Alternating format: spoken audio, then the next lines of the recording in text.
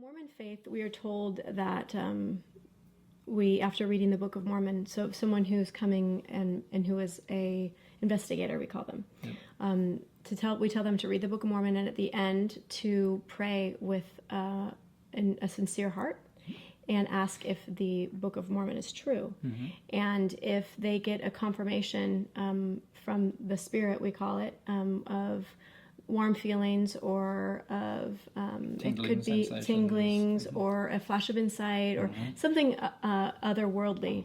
Something that's sort of like an experience. Yes, then this is a confirmation that the religion is true and that the Book of Mormon is true and that it all comes from God and that this whole philosophy of Mormonism and what we think about everything is coming from the Holy Spirit. Mm-hmm.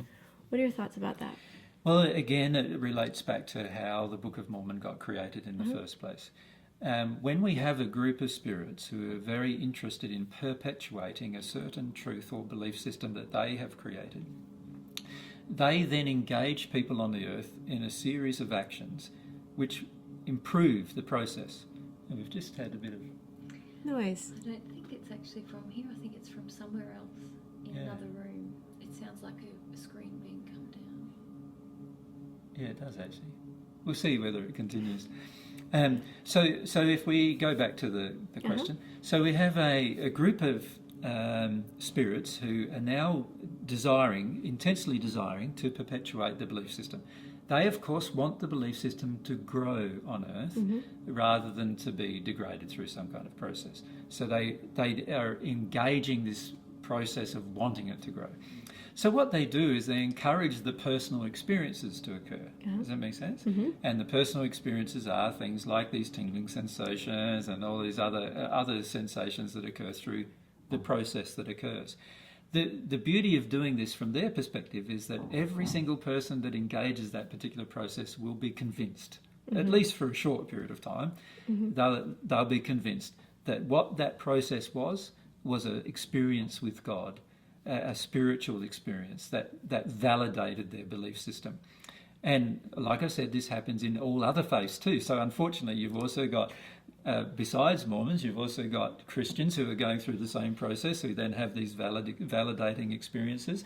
You've got Muslims who also go through exactly the same process. You've got Hindus who go through the same process. So, of course, all of these religious formats just get perpetuated on Earth because nobody understands where they come from. Mm-hmm. They all believe that it comes from God.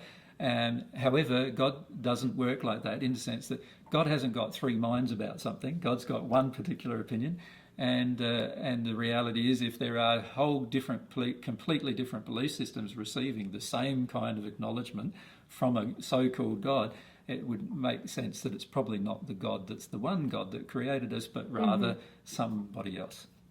The reality is that there are spirits involved in the perpetuation of these particular belief systems, and as a result of their desire to perpetuate it, what they do is they engage these processes with the individual and in fact encourage them through the teachings so that the individuals involved in the teachings have these particular validation type experiences, which then they assume to be something that it's not.